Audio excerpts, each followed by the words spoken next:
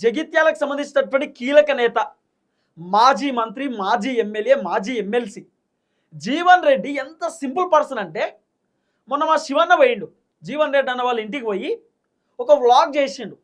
అంటే వాళ్ళ ఇల్లు ఎట్లుంది, ఆయన ఆఫీస్ ఎట్లుంది, ఏం కథ అని చెప్పి మొత్తం చూపించిండు. నేను చిన్నప్పుడు చూసిన ఆ చైర్లు, చిన్నప్పుడు చూసిన ఆ టేబుల్, చిన్నప్పుడు చూసిన ఆ కుర్చీ, ఇప్పుడున్నటువంటి జనరేషన్లో ఒక్కసారి వార్డు మెంబర్ అయితేనే, ఒక్కసారి సర్పంచ్ అయితేనే ఒక పెద్ద కుర్చీ తెప్పించుకుంటారు. వివిఐపి కూర్చుంటారు చూసిరా కుర్చీ, చైర్మన్, సిఇఓలు, ఎండీలు కూర్చుంటారు చూసిరా, ఆ కుర్చీలు తెప్పించుకుంటారు గ్రామ పంచాయతీ కార్యాలయంలో. కానీ జీవన్ రెడ్డి అన్నకు సంబంధించినటువంటి కుర్చీ చూసినప్పుడు నేను షాక్ అయిపోయినా. సింపుల్గా ఉన్నది కుర్చీ. ఆ కుర్చీ ఒకసారి ఇరిగిపోతే మొలలు కొట్టిరట కుర్చీకి. జీవన్ రెడ్డి అన్నకు సంబంధించిన టేబుల్ కూడా వెరీ సింపుల్. అసలు నేను వీడియో చూసి పరేషాన్ అయిపోయినా. అసలు ట్విస్ట్ ఏంది తెలుసా, జీవన్ రెడ్డి అన్న కోసం వందలాది మంది కార్యకర్తలు రోజు రాజీనామా చేసుకుంటూనే వస్తున్నారు. జీవన్ రెడ్డి కాంగ్రెస్ పార్టీలో లేని మేము ఎందుకు, మాకు కూడా పార్టీ అవసరం లేదు, మేము కాంగ్రెస్ పార్టీలో కొనసాగడానికి సిద్ధంగా లేము.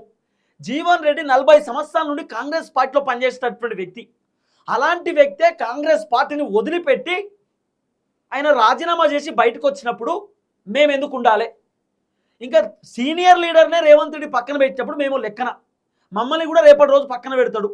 కాబట్టి మాకు కూడా పార్టీ వద్దని చెప్పి వందలాది మంది కార్యకర్తలు రాజీనామాలు చేసినటువంటి కార్యక్రమం చేస్తున్నారు. ఉమ్మడి కరీంనగర్ జిల్లాకు సంబంధించినటువంటి కాంగ్రెస్ పార్టీ లీడర్లు, కార్యకర్తలు రాజీనామాలు చేయడానికి సిద్ధంగా ఉన్నారు అనేది వినబడుతున్న చర్చ. కాంగ్రెస్కి రాజీనామాకు రెడీ అవుతున్నారు. కారణం ఏంది? జీవన్ రెడ్డి. జీవన్ రెడ్డి అనే వ్యక్తి లేడు. ఆయన లేనప్పుడు ఈ కాంగ్రెస్లో మాకు వద్దు.